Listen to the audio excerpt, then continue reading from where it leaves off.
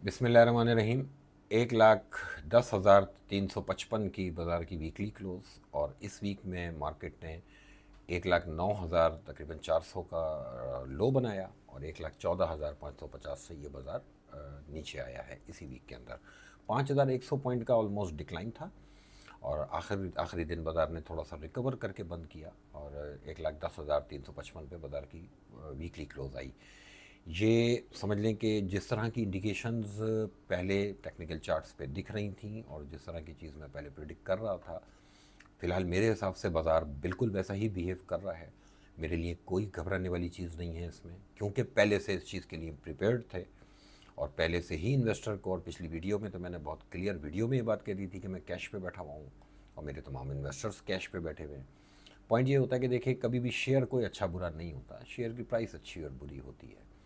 जो शेयर समझ लें कि पहले लोगों को अच्छा लग रहा था और आज वो तकरीबन 60 रुपये अपने अपने हाई से माइनस से सब ट्रेड अगर हो रहा है, तो आज अगर मैं किसी से कहूँगा कि लो, तो वो डेफिनेटली लेने को अब राज़ी नहीं होगा। यही वो टाइम होता है कि जहाँ पर आपको अच्छे कुछ पिक्स मिलती हैं लेने के लिए। और देखिए, बाज़ार का अप एंड डाउन होना ये मार्केट का पार्ट है। बाज़ार कभी भी ऐसा नहीं होता कि सिर्फ ऊपर ही जाने का नाम हो। और जब कभी भी बाज़ार, अभी आप नोट करेंगे पिछले 4-5 महीने का जो बाज़ार का बिहेवियर था कि एक वन गो में नॉन स्टॉप एक रैली थी, तो कम से कम मैं अगर अपने डायरेक्शन से इस चीज़ को देख रहा था तो मेरे हिसाब से तो मार्केट मेरे लिए पूरी हो चुकी थी। यानी कोई एक भी शेयर ऐसा नहीं बचा था कि जिस पे मैं कहता कि हाँ जी, इसमें इन्वेस्ट करो।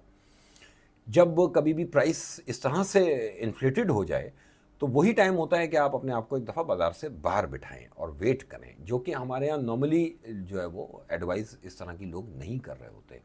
लास्ट वीडियो में तो बहुत ही क्लियर मैंने एक चीज़ कह दी थी कि बाज़ार से निकल के बैठे हुए हैं और मैं कैश पे बैठा हूँ। देखिए, इस वीडियो बनाने का मकसद किसी को एडवाइस करना नहीं है। मैं जो लोग मुझसे कांटेक्ट में रहते हैं, जिनकी ज़िम्मेदारी मुझ पे है, मैं उनको अपना व्यू प्राइवेट में शेयर करता हूँ, व्हाट्सएप पे शेयर करता हूँ, कॉल्स पे शेयर करता हूँ। ये वीडियो बनाने का सिर्फ मेरा मकसद ये होता है कि शायद कोई जो है वो इस अंदाज़ को पिक करे और वो अपने लिए कोई बेहतरी कर सके, ठीक है। अदरवाइज़ मुझे नहीं पड़ी हुई कि मैं अपनी इज़्ज़त दाँव पे लगाऊँ। ऐसे वक्त में मैंने आप लोगों को 1,16,500 पे मेरी पहली वीडियो थी कि जिसमें मैंने कहा था कि मैं बाज़ार से आउट होकर बैठा हूँ और अब 1,09,500 तक बाज़ार अभी आ चुका। मुझे ऐसा लगता है कि वीक ऑन वीक बेसिस पे बाज़ार में अभी ये इस डाउनफॉल की कंटिन्यूएशन देखने को मिलेगी। और जहाँ तक मंथली बेसिस पे बात है, तो मंथ पे भी अभी मार्केट में जगह है और अच्छी खासी जगह है बाज़ार में अभी नीचे आने की। एट द सेम टाइम, ये मैंने लास्ट वीडियो में भी ये बात समझाई थी कि एट द सेम टाइम अब कुछ शेयर्स की जो है एक एक दो दो तीन तीन करके कुछ शेयर्स ऐसे सामने आने शुरू हुए हैं कि जिनकी प्राइस अब ऐसी आ गई है कि जिसमें कम से कम मैं अब उस इस इन लेवल्स पे नीचे नीचे प्यार प्यार से, मुझे कोई जल्दी नहीं है, मैं बहुत सुकून से काम करने वाला आदमी हूँ, पार्शली मैं जो है वो बाइंग साइड पे बैठना शुरू करूँगा। क्योंकि 100 इंडेक्स के ऊपर हम चीज़ों को कैलकुलेट कर रहे होते हैं। 100 इंडेक्स में 100 कंपनीज़ हैं, तो बहुत सी कंपनीज़ ऐसी होंगी कि जो इंडेक्स के टारगेट पूरे होने से पहले, डाउनवर्ड टारगेट होने से पहले उनका टारगेट पूरा हुआ हुआ हो, तो वो कंसोलिडेशन के फेज़ में वो शेयर्स चले जाएंगे। और उसके अलावा जो बाकी जो 100 इंडेक्स की कंपनीज होंगी, अब उनके ऊपर जो है वो बर्डन पड़ेगा और वो इंडेक्स को वहाँ तक लेके जाएंगी जहाँ तक कि इंडेक्स को जाना चाहिए। इंडेक्स का पिवट्स, इस में महीने का पिवट था, मैंने लास्ट वीडियो में कहा था कि मैं नहीं बताऊंगा। उसकी वजह यही है कि अब ये चीज़ें ऐसी हैं कि हर आदमी अपने हिसाब से कैलकुलेट करे, ठीक है। मुझे नहीं पड़ी हुई कि मैं अपनी हर चीज़ दुनिया के सामने खोल के रख दूँ, क्योंकि उसका नुकसान मेरे इन्वेस्टर को फिर होता है। क्योंकि ये देखिए, मार्केट में बायर और सेलर वाला खेल है। कौन कब ख़रीद रहा है और कौन कब बेच रहा है। बेचने वाला ख़रीदने वाला हर दौर में मौजूद होता है। मार्केट डिसाइड करती है कि जीतेगा कौन। बाज़ार में मेरे हिसाब से इतना मैं ज़रूर जो है वो गाइड करूँगा कि अभी डाउन साइड की ठीक ठाक जगह बाकी है। अभी हुआ कुछ नहीं, अभी और भी कुछ होता हुआ देखेंगे हम मार्केट में। बाज़ार बहुत क्लियर फॉल दिखा रहा है, लेकिन इस फॉल को मैं कुछ नेगेटिव नहीं ले रहा। बेसिकली ये मेरे लिए खुशी की बात है कि चीज़ें मुझे सस्ती मिल रही हैं। देखिए, चीज़ें, ये स्टॉक मार्केट एक वो वाहिद जगह है जहाँ पर लोग ना चीज़ें महंगी लेना पसंद करते हैं।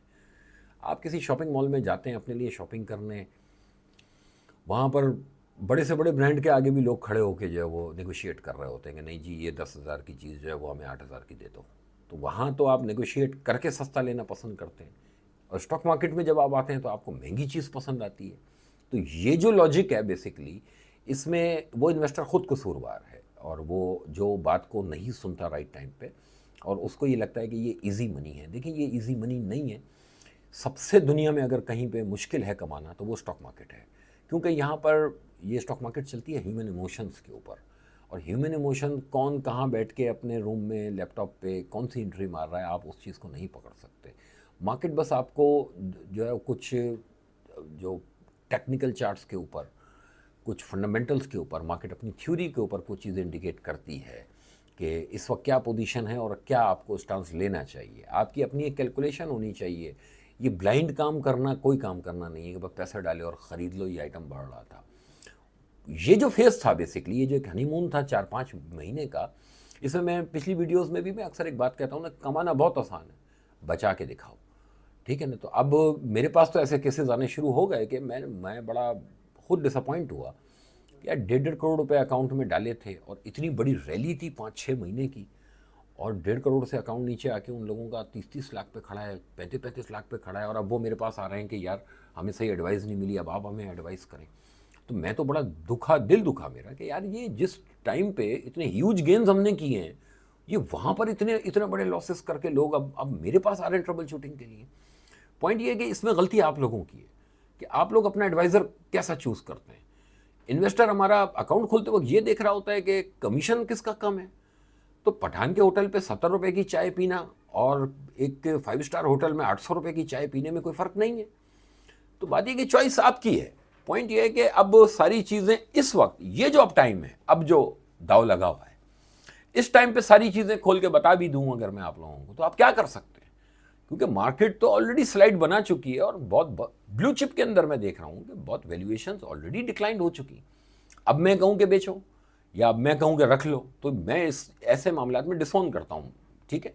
हाँ, मेरे लिए ये अपॉर्चुनिटी बनने जा रही है, मेरे इन्वेस्टर्स के लिए ये बहुत बड़ी अपॉर्चुनिटी बनने जा रही है, और मैं अपने इन्वेस्टर से मुखातिब हूँ कि मज़ा आएगा इंशाल्लाह। अभी आप देखो, अभी तो ब्लड शेड हुआ नहीं है, मेरे हिसाब से तो ब्लड शेड अभी और होना है मार्केट के अंदर, और ये ब्लड शेड अब चाहिए, क्योंकि सच बात है कि हम नीचे खड़े हैं अब लेने के लिए, किसी न किसी लेवल पे स्पेसिफिक आइटम वाइज कहीं ना कहीं अब बाइंग साइड पे मैं बैठना शुरू करूंगा, लेकिन उस वक्त जब इंडेक्स अपने उस टारगेट के करीब आएगा। लेकिन वो टारगेट अभी बहुत दूर है मेरे हिसाब से। ये टाइम ऐसा है कि अपने पास जो है वो पैसे कैश में तैयार रखें, अपने अकाउंट में पैसे डाल के रखें, और इंतज़ार करें इस बात का कि कम से कम मैं या मुझ जैसे और प्रोफेशनल आपको इंडिकेट करें कि हाँ जी ये वैल्यू है इस शेयर की, ये लेनी चाहिए। जहाँ तक बात रही कि मैंने पिछली वीडियोस में मेरी अगर वीडियो को अगर आप गौर से सुना करें, तो मैंने एक दो चीज़ें इस तरह की कही हैं, आप लोग शायद कब किसी को याद हो कि देखिए आपकी जो डिविडेंड यील्ड भी है ना, अगर आप ये सोच रहे हैं ना कि आपने जो शेयर लिया और वो 200 रुपये इन फेवर हो चुका है और उसमें डिविडेंड आता रहेगा, तो ये बेवकूफ़ी के सिवा और कुछ नहीं है, क्योंकि आपकी जो डिविडेंड यील्ड है वो शेयर प्राइस के हिसाब से कैलकुलेट होती है, आपने कितने पे ख़रीदा है उसको। तो जो शेयर 450 रुपये पे आपको अच्छा लग रहा था, वो अगर मुझे 350 के आसपास अगर मिलेगा तो वहाँ मुझे अच्छा लगेगा, क्योंकि मेरी डिविडेंड यील्ड में और आपकी डिविडेंड यील्ड में बहुत बड़ा फ़र्क होगा। ये एक एग्जाम्पल के तौर पे मैं समझा रहा हूँ। अब ये जो बाज़ार का डिक्लाइन है, ये बेसिकली मार्केट की डिविडेंड यील्ड को बेहतर कर देगा। जब बाज़ार में जहाँ जाके मार्केट इस बात को एवेल्यूएट करेगी कि अब डिविडेंड यील्ड मुनासिब हुई है, क्योंकि डिविडेंड यील्ड का कंपैरिजन किया जाएगा फिक्स इन्वेस्टमेंट से। अब फिक्स इन्वेस्टमेंट में भी तो इंटरेस्ट रेट नीचे आने के बाद जो हमने प्राइसेस नीचे आते भी देखी हैं। इसके बीच में एक चीज़ अभी मेरे जहन में आई कि एक बात मैं और जो पिछली वीडियो में मैं करना भूल गया था, ये जो डिस्काउंट रेट्स का नीचे आना था, एक माशाल्लाह बहुत हमने पिछले 7-8-10 महीने में जो है वो बड़ा शार्प डिक्लाइन देखा 22% से। अब हम यहाँ पर आगे इस वक्त जो है वो तकरीबन 12% पे आके रुके हुए हैं। मुझे ऐसा लगता है कि ये जो डिक्लाइन है ये अब स्टॉप होने जा रहा है। नेक्स्ट मॉनेटरी पॉलिसी वगैरह में अगर कोई डिप आया तो शायद 50 कोई बेसिस पॉइंट का अगर आता है तो यहीं कहीं, यानी या 11% या 12%, यहाँ पे अब मॉनेटरी पॉलिसी अब मेरे हिसाब से अनचेंज वाले फेज़ में चली जाएगी, और उस फेज़ में काफ़ी टाइम गुजारेगी। ये वो फेज़ होगा कि जहाँ पर अब एक बिजनेसमैन कम से कम कैलकुलेट करने की पोजीशन में आएगा कि हाँ जी अब उसकी जो है कॉस्ट ऑफ बिजनेस जो है वो कहाँ है। डिक्लाइनिंग ट्रेंड में भी बिजनेस नहीं हो पाता। ये वैसे ही है जैसे डॉलर का है कि डॉलर ऊपर जा रहा हो या नीचे आ रहा हो, जब तक वो फ्लक्चुएट ज़्यादा हो रहा है तब तक काम धंधा नहीं हो सकता। स्टेबल हो जाता है तो चीज़ें कैलकुलेट होती हैं। इसी तरह इंटरेस्ट रेट का मामला भी होता है। तो मेरे हिसाब से कि इंटरेस्ट रेट में भी अब मेरा स्टांस ये है कि कहीं ना कहीं अब हम यहीं कहीं जो है वो अनचेंज वाले मामले की तरफ जा रहे हैं, और ये जो डिक्लाइन था ये पूरा हुआ फिलहाल। तो यही वो चीज़ें अब बाज़ार रिफ्लेक्ट कर रहा है। मार्केट अब अपने आप को इवेल्युएट करेगी कि बाज़ार में कितने मल्टीपल का बाज़ार होना चाहिए, कितनी डिविडेंड यील्ड होनी चाहिए, कौन सा शेयर है वो किस प्राइस पे कितनी यील्ड बनती है उसकी। अब वो चीज़ें कैलकुलेट करके जो इन्वेस्टमेंट कराएगा, अब वो टाइम आएगा कि जिसमें पोर्टफोलियो बनाया जाएगा। लेकिन अभी नहीं आया, अब आएगा। अभी और भी जो है वो धड़म तख्ता होना बाकी है मार्केट का, और अच्छा खासा बाकी है अभी, ये मैं बता रहा हूँ। पॉइंट ये है कि ये चीज़ें मैं इंडिकेट कर रहा था ना कि ये 16,000, 1,16,000 पे, 1,17,000 पे जो लोग आप लोगों को मशवरे दे रहे हैं कि भाई ये पोर्टफोलियो बना लो और ये इतना ये ले लो पोर्टफोलियो में, वो ले लो पोर्टफोलियो में, ये पोर्टफोलियो अब गले आ गए। ये मैं आप लोगों को बता रहा हूँ कि इस तरह की कम से कम ऐसा नहीं है कि कोई भी अगर आपसे कुछ कह रहा है तो आप वो काम कर लेंगे। पहले ये तो चेक करेंगे वो खुद कितने पानी में, उसको मार्केट का पता क्या है जिसके मशवरे पे आपने पोर्टफोलियो बनाया। क्योंकि मैं पिछले हफ्ते से काफ़ी नए लोग जिनको मैं नहीं जानता, उन्होंने मुझे अप्रोच किया और उन्होंने अपने जो पोर्टफोलियोज दिखाए, मैं तो डर गया देख के। मैंने नहीं बाबा मेरे पास अकाउंट नहीं खोलना, क्योंकि ये तो पकी भी बल्ली मेरे लिए मुसीबत है, मैं कहाँ संभालता फिरूंगा इसको। तो पॉइंट ये है कि मैं इसीलिए वीडियो के अंदर लेवल्स भी अब नहीं बोल रहा। ये टाइम ऐसा है कि लेवल्स बोलने का नहीं है, ठीक है। मैंने राइट टाइम पे इंडिकेट किया हुआ है और ऑन रिकॉर्ड पे है मेरी वीडियोस इस वक्त। अभी भी मुझे ऐसा लगता है नेक्स्ट वीक में थोड़ा बहुत बाजार में बाउंस मिल सकता है। अगर बाउंस मिले तो एग्जिट करना चाहिए, अभी भी सेल ऑन स्ट्रेंथ पे रहना चाहिए, अभी भी जान छुड़ा लीजिएगा अगर बाउंस मिले तो। अब इस लेवल पे मैं कुछ नहीं कह रहा कि इस लेवल पे बेचें, नॉट।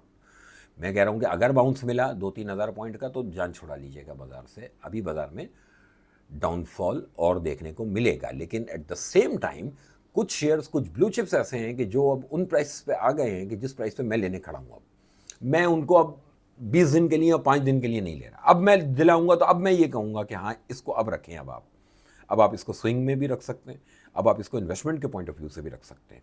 इसी तरह जैसे यानी आज की तारीख में अगर 2-3 शेयर्स इस तरह हैं तो मुझे ऐसा लगता है कि नेक्स्ट 15-20 दिन में 30-40 शेयर ऐसे होंगे कि जो ऐसी प्राइस पे आ जाएंगे कि जहाँ पर मैं कम से कम कंफर्टेबल हूँगा लेने में। फिर आपने देखा कि कल एक जो इंटरनेशनल रेटिंग एजेंसी फिच की तरफ से भी जो पाकिस्तान की इकॉनमी के लिए बात की गई, मेरे लिए एक हौसला अफजा बात है कि हमारी इकॉनमी और जो पॉलिसीज़ हैं वो राइट डायरेक्शन पे हैं। लेकिन कुछ चीज़ें गवर्नमेंट के एंड पे ना स्लो हैं अभी भी। हमने सर्कुलर डेट के ऊपर कोई अभी तक काम होता हुआ देखा नहीं है। हमने कोई भी नई इन्वेस्टमेंट अभी होती भी नहीं देखी। पिछले 1 साल से सुन रहे हैं कि होगी होगी और होगी। बेसिकली मुझे इंतज़ार, और मार्केट को भी अब इंतज़ार इस बात का है कि कुछ चीज़ें मटेरियलाइज होनी शुरू हों, अब बातों से आगे बात जाए। लेकिन ये जो फॉल बेसिकली है ये कोई क्राइसिस को नहीं इंडिकेट कर रहा। ये कुछ इंटरनेशनल सिनेरियो भी ऐसा बना हुआ है और कुछ आपकी मार्केट भी अब ओवर हीटेड थी।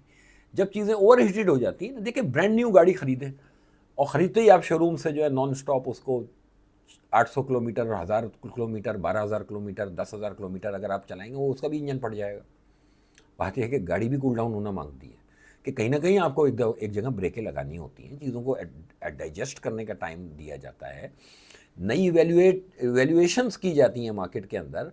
क्योंकि जिस दौर में नया पैसा बाजार में आ रहा हो वो दौर वो होता है कि पुराना जो इन्वेस्टर होता है या पुराना जो प्लेयर होता है, जो मार्केट का जो समझदार आदमी होता है, ये उसके पास टाइम होता है कि उस टाइम पे वो अपनी पुरानी होल्डिंग्स दे दे और वो अपनी प्रॉफिट टेकिंग कर ले।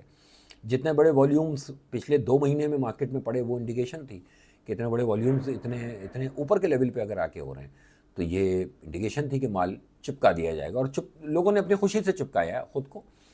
कम से कम मेरे एंड पे जिसने मुझसे बात की तो मैंने उनको ये इंडिकेट किया था कि अभी इन्वेस्टर नहीं बने और अभी जो है स्विंग पे भी मत जाए, अभी सिर्फ शॉर्ट टर्म ट्रेडिंग वाला बाजार। और अभी भी नेक्स्ट 1 हफ्ता मुझे लगता है कि अभी भी शॉर्ट टर्म ट्रेडिंग वाला बाजार होगा, सिवाय 2-3 आइटम्स के कि जिनको अब लेना चाहिए। अदरवाइज 500 कंपनीज नीचे ही मिलेंगी आपको। अगर कोई एक कंपनी आपसे मिस होती है और वो अकेला शेयर अगर ऊपर जा भी रहा है, डजेंट मैटर, कोई बात नहीं, जाने दें उसको। पीछे भागने की चेज नहीं करेंगे प्राइस को, आप वेट करें, आपको 4 अपॉर्चुनिटीज़ और मिल जाएंगी। नीचे का लेवल को छोड़ें, ऊपर का लेवल बता देता हूँ, 1,13,500, 1,13,500 पिवट है। जब तक मार्केट इसके नीचे है, अभी बाजार ने बहुत दूर जाना है, ये मैं आपको बताऊँ। बाजार ने गले से तो पकड़ लिया है और अभी बड़े कपड़े उतरेंगे। रिस्क मैनेजमेंट कर लेनी चाहिए ब्रोकर्स को अपनी, और जो अपने करीब के दोस्त यार हैं ब्रोकर्स, उनको तो मैं काफ़ी दिनों से कह रहा था रिस्क मैनेजमेंट कर लो उस्ताद अपनी अपना। तो हम तो किए बैठे हैं, अल्लाह का शुक्र, हम तो मज़े में बैठे हैं। मैं तो ये समझ रहा हूँ कि ये फॉल मेरे लिए तो ब्लेसिंग है, कम से कम वो मेरे क्लाइंट्स के लिए ब्लेसिंग है। ऐसे वक्त में एंट्री कराऊंगा इंशाल्लाह। अल्लाह करम करेगा, लेकिन अभी दूर है, अभी आप लोग थोड़ा सा दूर रहें। ऑयल ने जो फिलहाल वीकली क्लोज दिया है, ऑयल बहुत डिस्टर्ब हुआ हुआ है इस वक्त भी। समझ लें कि चार्ट्स के ऊपर जो मूविंग एवरेजेस हैं वो उसको लिफ्ट नहीं करा रहा है, चीज़ें जो है ना ऑयल में भी इस वक्त गड़बड़ है, लेकिन इवेंचुअली ऑयल को नीचे चले जाना है, क्योंकि यूएस पॉलिसीज़ जो है वो इस बात को फेवर कर रही हैं कि एनर्जी की कमोडिटीज़ जो हैं वो उनको उनकी प्राइस को नीचे जाना चाहिए, और इसी में सर्वाइवल वर्ल्ड इकोनॉमी का है, पाकिस्तान जैसी कंट्री का है, और इसका नीचे जाना हमारे लिए ब्लेसिंग होगा। लेकिन ये जो आज का जो जो टाइम है वो इंटरनेशनल मार्केट्स के लिए भी और हमारे मार्केट्स के लिए भी बेसिकली ये कूलिंग टाइम पीरियड है, इसमें कोई परेशान होने की ज़रूरत नहीं है, सिवाय इसके कि अगर ऊपर का माल लिया हुआ है ना तो ये रेट कब आएंगे वापस। जो शेयर्स बहुत छलांगे लगा रहे थे और अगर आप ऊपर के रेटों पे लिए बैठे हैं तो कुछ दिन रुक जाएं तो खुद रियलाइज़ होगा कि जब बाजार ये करेक्शन करके पलटेगा तो अब कुछ नए शेयर्स होंगे, वो शेयर नहीं चलेंगे। ये मार्केट का उसूल है। जो शेयर आप ये सोच के बैठे हैं कि यार ये अभी बहुत अच्छा चल रहा है और मैं फंस गया हूँ, अब इसमें ये थोड़ी सी करेक्शन कर लेगा और फिर वापस आ जाएगा, तो ऐसा नहीं होने वाला। अब कुछ नए शेयर्स होंगे जो बाजार को लीड कराएंगे जब कभी भी बाजार में बाय कॉल दी जाएगी। अभी सेल ऑन स्ट्रेंथ में रहना चाहिए। मुझे तो अभी बहुत धुलाई होती हुई लग रही है और अच्छा खासी धुलाई होगी मेरे हिसाब से, अभी पब्लिक ने माल छोड़ा नहीं है और ये पैनिक सेल अभी आएगा, और ये पैनिक सेल मेरे लिए इंशाल्लाह एक अपॉर्चुनिटी होगा और हर उस आदमी के लिए अपॉर्चुनिटी होगा जिसने बात सुन ली थी और कैश पे बैठा हुआ है। और अगर वो अब कुछ 5%, 10%, 15%, 20% इस तरह अपना कैश इंजेक्ट करता जाए आइटम वाइज, जो आइटम उसको बताए जा रहे हों, इस तरह अगर वो इंजेक्ट करता जाए तो मेरे हिसाब से उसके लिए आने वाले दिनों में बहुत अच्छे गेंस नज़र आएंगे। लेकिन अभी नहीं कह रहा हूँ ये मैं, अभी नीचे जा रहे हैं, अभी होशियारी पकड़ें और अभी देखें। अभी तो फिल्म पार्टी शुरू हुई है, मज़ा आएगा। लेकिन ये जो डिक्लाइन है ना, ये अपॉर्चुनिटी है। अगर 2025 में मार्केट्स ने परफॉर्म करना है तो ज़रूरी है कि ये शुरू के 1-2-3 महीने में बाज़ार आपको थोड़ा सा तंग कर ले, मार्केट थोड़ी सी करेक्शन कर ले, और आप देखेंगे कि बाज़ार जब वहाँ से पलटेगा तो कुछ नए आइटम्स होंगे जो लीड करेंगे मार्केट को, और इंशाल्लाह उनके अंदर जो है पब्लिक इन्वेस्ट करेगी और अच्छे पैसे बनाएंगे। आप लोगों का बहुत शुक्रिया, थैंक यू।